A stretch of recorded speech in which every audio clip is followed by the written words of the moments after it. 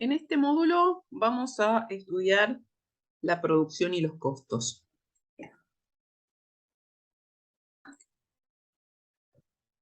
Comencemos entonces por la empresa y su problema económico. El objetivo de la empresa va a ser maximizar su beneficio y para eso debe tomar 5 decisiones. En primer lugar, ¿qué y cuánto producir? Luego, ¿cómo producir? ¿Cómo demandar factores y remunerarlos? ¿Cómo combinarlos para producir y fijar los precios? ¿Y qué producir y tercerizar? En los siguientes módulos lo que vamos a analizar va a ser hasta el punto 4.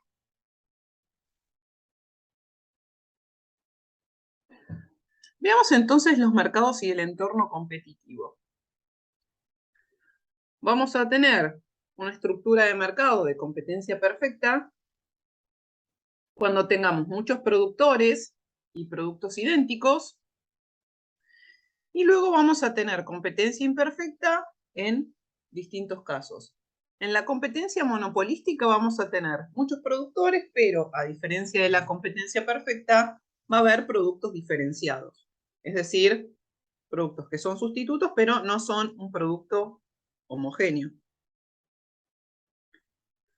Luego pasamos al oligopolio. El oligopolio ya es bastante más restringido.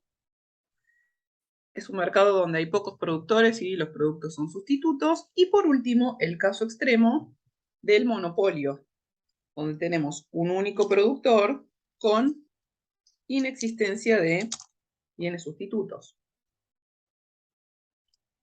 Pasemos ahora a analizar estas medidas de concentración.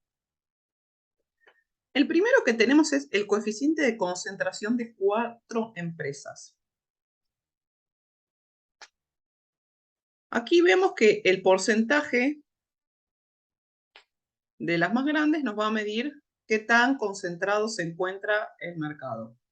Entonces, el rango de valores va a ir desde 0 o desde casi 0, que nos va a implicar un mercado de competencia perfecta, hasta el extremo que es 100, en el caso de que haya una sola empresa. Si entre las 4 primeras empresas nos da más del 60%, vamos a tener que es un mercado altamente concentrado, y si nos da menos de 60, va a ser un mercado competitivo. Otro índice que se utiliza mucho es el índice de Herfindahl-Hirschman, o lo vamos a llamar IHH. Este es la suma del cuadrado de las participaciones porcentuales del mercado de las 50 empresas más grandes. Si hay 50 más. Si hay menos, es hasta donde terminemos de sumar las empresas. De acuerdo a los valores que nos dé este índice, vamos a tener distintos tipos de concentración de mercado. Un mercado de competencia o un mercado competitivo nos va a dar un índice menor a 1000. Eso lo que nos está diciendo es que no hay empresas con poder de mercado. Luego vamos a tener que entre 1000 y 1800 vamos a tener una competencia moderada. Más de 1800 va a ser no competitivo. Y en el caso extremo, cuando nos dé 10.000, vamos a estar hablando de un monopolio. Pasemos ahora a los marcos de tiempo de las decisiones. Y vamos a concentrarnos en las decisiones de las empresas. Vamos a tener corto y largo plazo. En el corto plazo vamos a tener que algunos factores o recursos son fijos y otros son variables. Esto lo que implica es que para aumentar la producción en el corto plazo, la empresa incrementa la cantidad de recurso variable tomando la fija acomodada. En cambio, en el largo plazo, pasamos a un marco temporal en los que todos los factores de producción pueden variar. En base a eso, empecemos con la restricción tecnológica a corto plazo.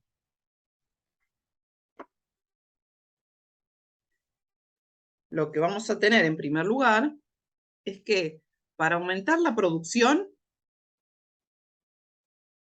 la empresa tiene que aumentar la cantidad de trabajadores que emplea.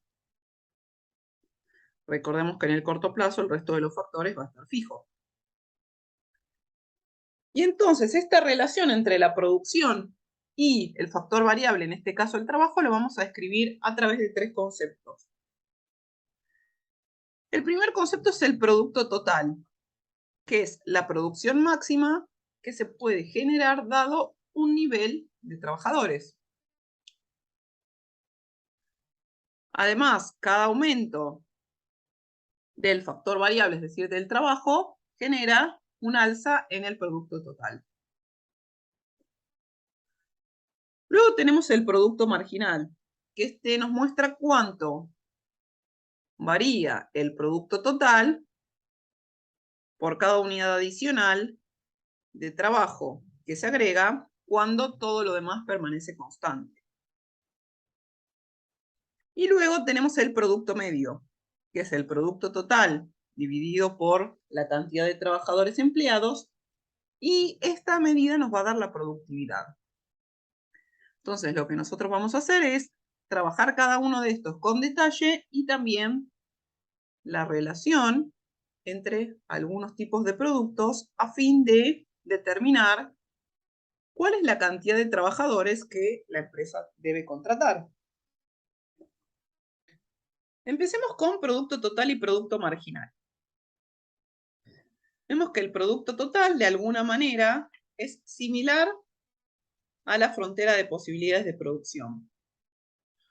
Todos los puntos que están sobre la curva de producto total son eficientes. Eso quiere decir que estamos utilizando todo el factor fijo y la totalidad de los factores variables. Veamos la característica de la forma. En los primeros dos trabajadores vemos que tiene una línea azul. Vemos que cada trabajador que ponemos, el producto total se acelera.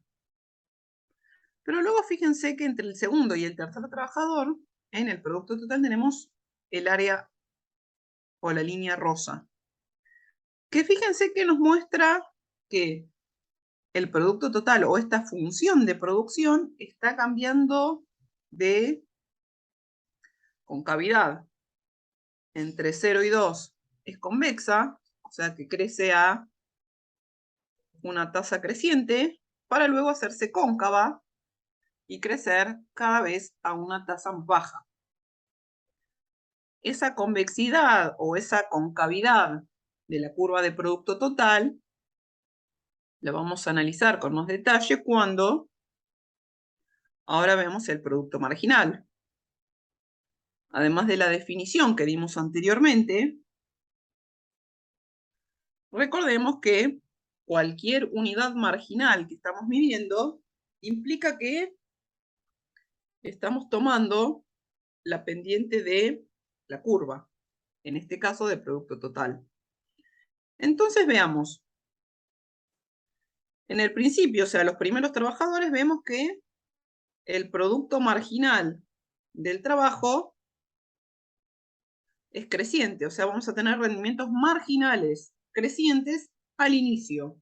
Entonces, fíjense que el producto marginal está subiendo.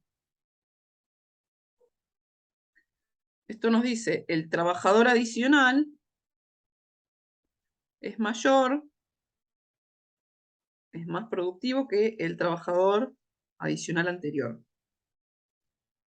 Estos rendimientos crecientes del principio tienen lugar debido a la especialización y la división del trabajo. Cuando vean, tenemos los primeros trabajadores. A partir de el trabajador donde vemos el trabajador entre el 2 y el 3. En el producto total que tenemos la línea rosa. Vemos que a partir de ahí empieza a operar el concepto de rendimientos marginales decrecientes.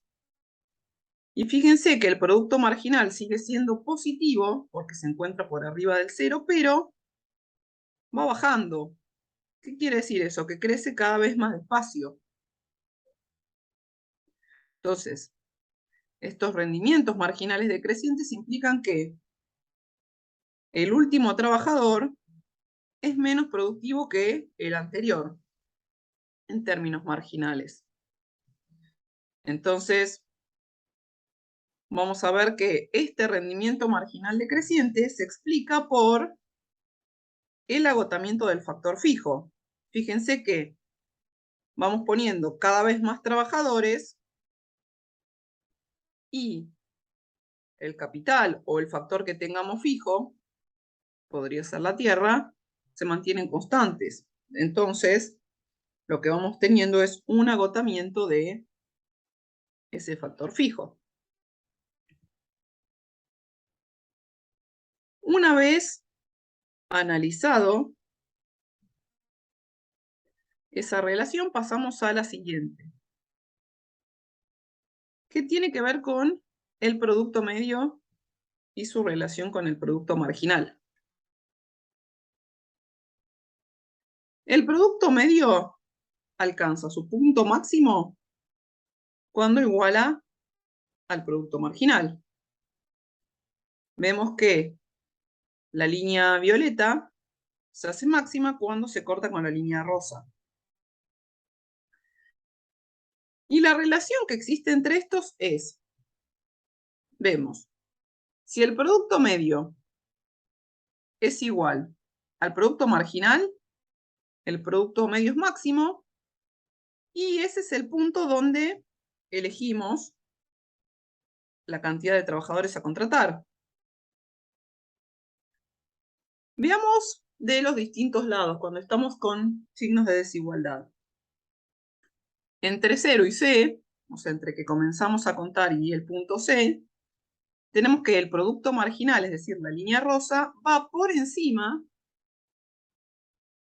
del producto medio. Esto lo que nos está diciendo es el trabajador adicional es más productivo que, en promedio, todos los trabajadores anteriores.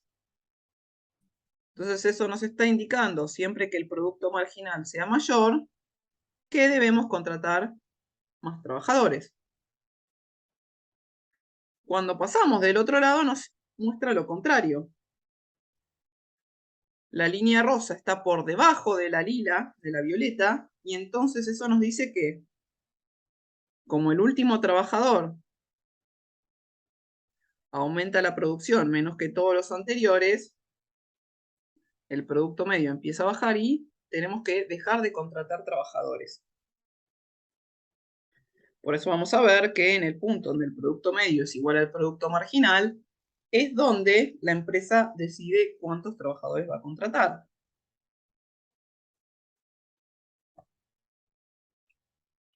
Una vez analizado la producción de corto plazo, vamos a pasar a los costos. Estos costos, de alguna manera, van a reflejar exactamente lo mismo que veíamos en producción, pero en lugar de ver de cuántas unidades físicas producimos cuando ponemos más trabajadores, es cómo evolucionan los costos por cada unidad que vamos produciendo. Pero, digo, es un análisis análogo porque está íntimamente relacionado. Entonces tenemos que, para generar más producción, en el corto plazo, una empresa tiene que usar más trabajadores. Eso que va a generar un aumento de los costos porque debe pagar más salarios.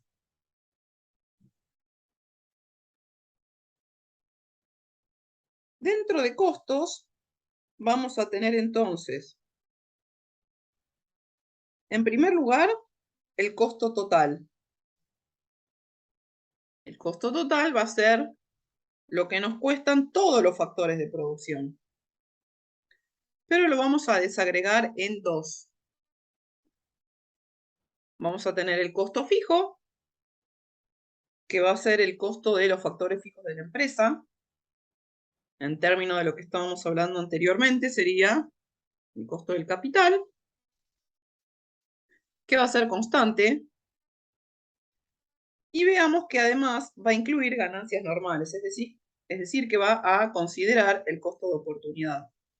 No olvidar nunca que cuando en economía estamos hablando de costos, no hablamos simplemente de costos contables, sino que además consideramos los costos de oportunidad de la elección. Entonces, en el gráfico, ¿qué vemos? Que el costo fijo es la línea verde y que es constante porque no varía con el nivel de producción. Para cualquier nivel de producción, el costo fijo es el mismo, perdón. Pasemos ahora al costo variable. El costo variable es el de los factores que vamos modificando. Entonces, lo que vamos a tener es que este va a ir cambiando de manera conjunta con el nivel de producción. Analicemos entonces un poco la forma de esta curva de costo variable. Esta forma del costo variable va a estar relacionada con la forma de la función de producción. Recordemos que al inicio, la función de producción o de producto total tenía rendimientos crecientes. Fíjense que esos rendimientos crecientes implican que los costos son decrecientes. Cuando hay rendimientos crecientes, entonces, los costos decrecientes muestran que en la medida que producimos más unidades, la función es cóncava. Vemos que es como una función en espejo con la de producto total. En cambio, en el punto donde en la función de producción empiezan a operar los rendimientos marginales decrecientes, vemos que la función de costo variable cambia su concavidad y se hace convexa.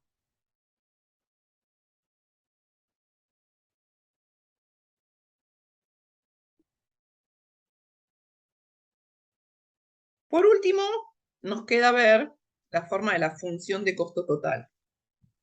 La función de costo total es exactamente, en términos gráficos, con la misma forma de costo variable, pero desplazada hacia arriba en el costo fijo. Vean que si se produce cero, la línea lila, que es la de costo variable, arranca de cero, y la de costo total arranca desde el costo fijo. Pero luego mantienen la misma forma en todos los puntos.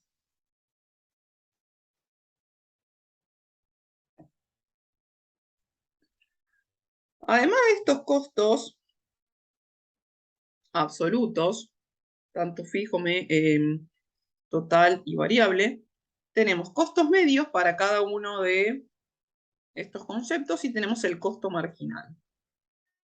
El costo marginal solamente lo vamos a calcular en relación al costo total. Y el costo marginal es cuánto cambia el costo total ante el cambio de la cantidad producida en una unidad.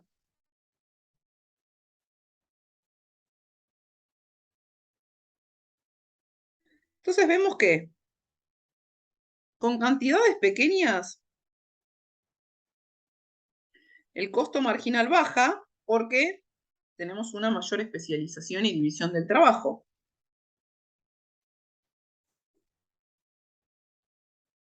Lo opuesto ocurre cuando la cantidad aumenta en mayor medida. Aumenta la cantidad y el costo marginal se acelera debido a los rendimientos decrecientes. En tanto, los costos medios son tres. o sea, los costos por unidad producida, pero tenemos uno para cada uno de los costos absolutos. El costo medio fijo, que es el costo fijo por unidad, el costo medio variable, que es el costo medio,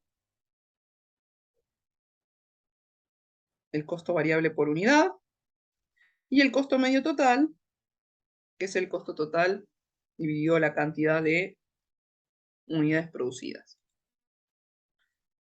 Bueno, veamos este gráfico.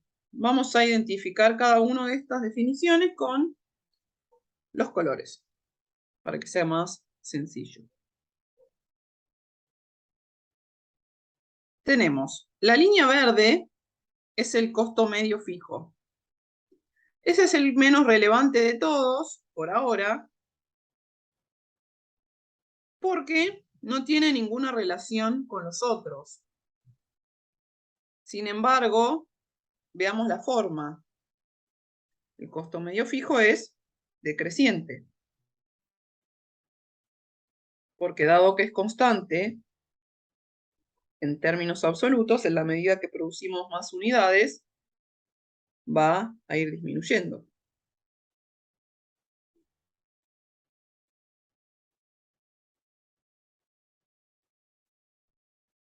Y luego tenemos los costos medios, el total y el variable, que tienen forma de U. Fíjense, la línea lila baja, llega a un mínimo y sube, y la de costo medio total también. Y fíjense nuevamente que la diferencia entre el costo variable medio y el costo total medio, nuevamente es el costo fijo medio. O sea, es una relación que siempre se mantiene. Lo importante ahora es, entonces, analizar las relaciones. Veamos la línea rosa, que es la de costo marginal. El costo marginal vemos que corta en los puntos mínimos tanto al costo medio variable como al costo medio total. Esto implica que si el costo marginal es menor a al costo medio, el costo medio está disminuyendo. Eso lo que nos indica es que hay que incrementar la producción, porque produciendo más vamos a tener menores costos. Del otro lado nos pasa lo inverso. Una vez que el costo marginal corta en el mínimo a los costos medios, variables y total, vemos que el costo marginal se acelera y los costos medios también empiezan a subir. Entonces, como el costo marginal es mayor a los costos medios comienzan a aumentar. Ahí ya no nos conviene producir porque se nos empieza a acelerar el costo por unidad de producción. Veamos que esta relación, como les decía, es tanto para el costo medio total como para el costo medio variable. Y esta forma de U tiene dos fuerzas contrapuestas. Por un lado, distribuimos el costo fijo total entre una unidad de producción mayor y también por la disminución de los rendimientos. Pero en el punto donde el costo medio total sea igual al costo marginal, la empresa va a minimizar los costos y es el punto donde va a elegir la cantidad a producir.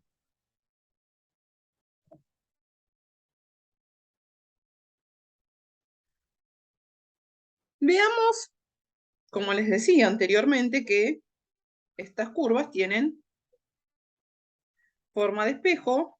Acá lo vemos mucho más claro. Dado que la tecnología usada por una empresa determina los costos, vamos a tener que los siguientes puntos explican la relación entre la producción y los costos. Cuando el producto marginal y el producto medio aumentan, el costo marginal y el costo medio disminuyen. En el punto máximo del producto medio, perdón, del producto marginal, el costo marginal se encuentra en su mínimo. El producto marginal disminuye y el costo marginal se incrementa, pero el producto medio sigue aumentando y el costo variable medio sigue bajando. Y ahora veamos. En el máximo del producto medio, el costo variable medio está en el mínimo. Entonces, ¿qué tenemos? Que el óptimo de producción, es decir, donde elegimos la cantidad de trabajadores, coincide con el punto donde la empresa minimiza los costos. A esto viene el comentario del inicio de que en el punto donde la empresa elige la cantidad de trabajadores, es la cantidad en la que elige producir, porque estamos midiendo lo mismo desde distintas ópticas. De ahí en adelante, el producto medio disminuye y el costo medio se incrementa. Pero bueno, fíjense bien los puntos que en la gráfica se ve muy claro.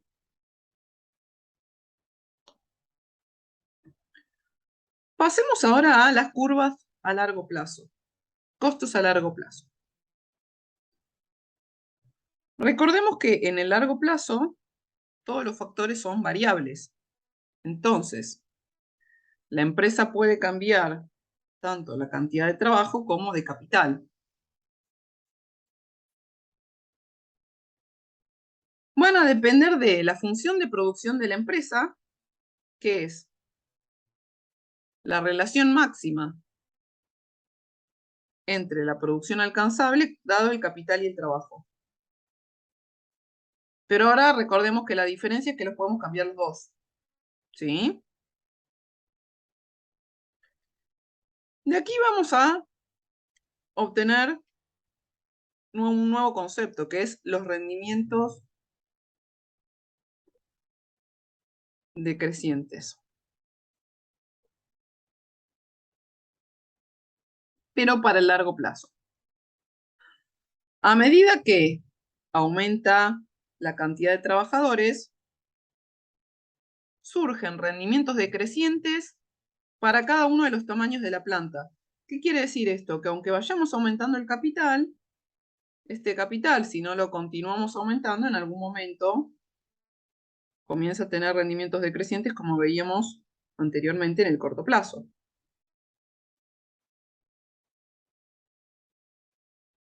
Ahora se agrega que, además del trabajo tener rendimientos marginales decrecientes, también lo tiene el capital, que se transforma en un factor variable.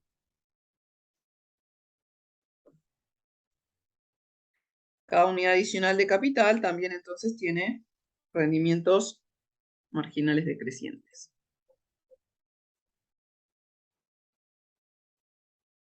De esta forma vamos a ver que la curva de largo plazo va a estar estrechamente relacionada con la curva de corto plazo de costos.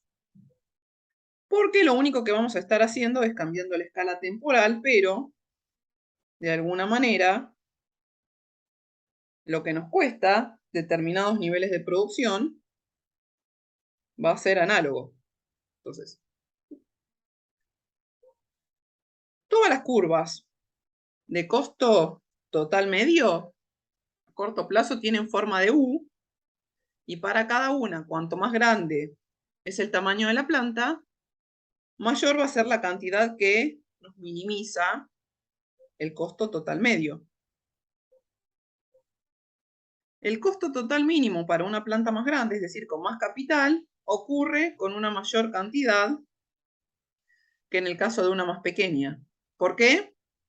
Porque la empresa más grande va a tener un costo fijo mayor. Entonces lo que vamos a tener es que a largo plazo la empresa elige el tamaño de su planta y depende de la producción que planea generar al costo total medio más bajo, pero ahora no mira el costo total medio para un nivel de capital, sino que evalúa distintas combinaciones de capital y trabajo, dado que puede modificar todos los factores, y en ese punto elige el tamaño de planta.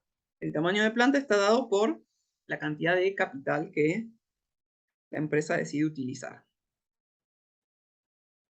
La curva de costo medio a largo plazo, entonces, es una curva de planeación. Indica a la empresa el tamaño de planta y la cantidad de trabajo que debe usar en cada cantidad de producción a fin de minimizar este costo medio. Veámoslo gráficamente.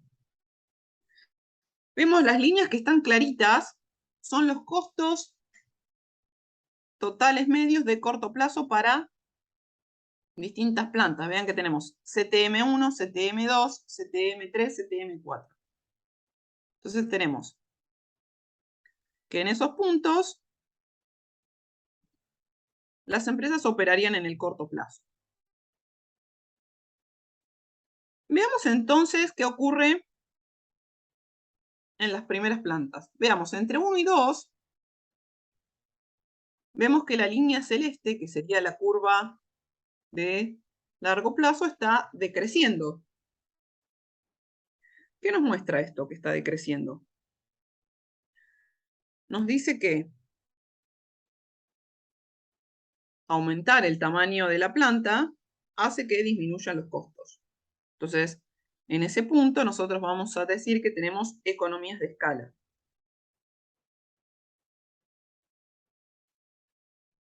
A partir del punto negro de la planta 2, vemos que se empieza a incrementar la línea celeste.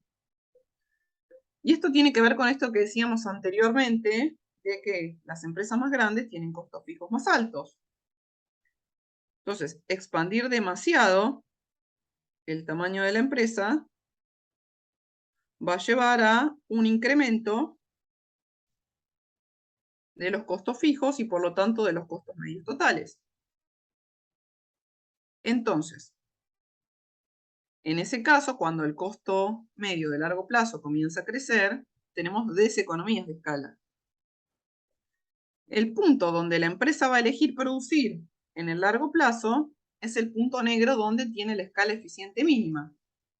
La escala eficiente mínima es el punto donde la empresa minimiza sus costos tanto de corto como de largo plazo. Definamos entonces estas economías que veíamos, o deseconomías, a fin de ver qué es lo que explica con más detalle cada uno. Las economías de escala son atributos de la tecnología de una empresa que provocan una disminución en el costo medio total en la medida que producimos más unidades. Al igual que habíamos visto para el corto plazo, una de las principales explicaciones de estas economías de escala tiene que ver con la especialización. La principal diferencia aquí es que la especialización no es solo del trabajo, sino también del capital, que ahora es variable. Eso entonces es cuando los costos medios de largo plazo están bajando. Las deseconomías de escala es cuando pasamos del otro lado, cuando los costos medio fijos comienzan a incrementarse. Entonces, en este caso, aumenta los costos medios fijos cuando aumenta los costos medios totales cuando aumenta el nivel de producción. Esto se debe a la dificultad de administrar empresas muy grandes. Las empresas muy grandes tienen altos costos de gestión y de manejo. Por último, tenemos rendimientos constantes a escala. Rendimientos constantes a escala va a corresponder al punto de la escala eficiente mínima.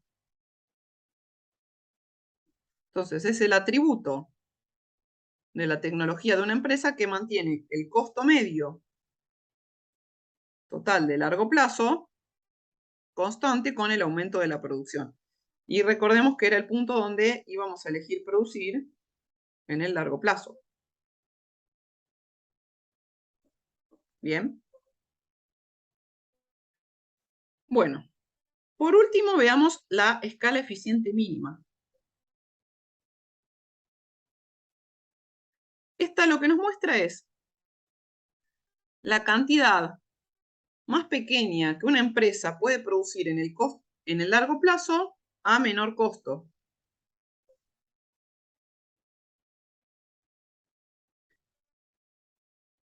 Y esta escala eficiente mínima vamos a ver que es muy importante para la determinación de la estructura de mercado, que es lo que vamos a comenzar a analizar en los próximos módulos.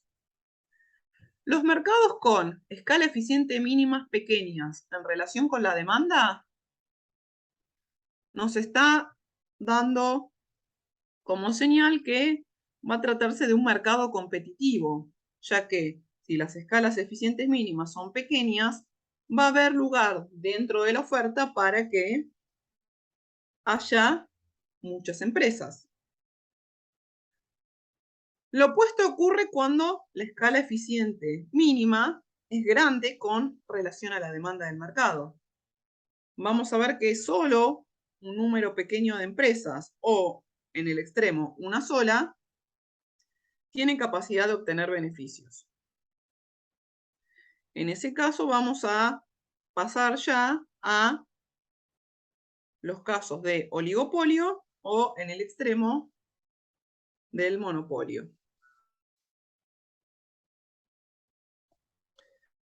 Esto ha sido todo por este módulo. Espero que haya sido de utilidad. Nos vemos en la próxima.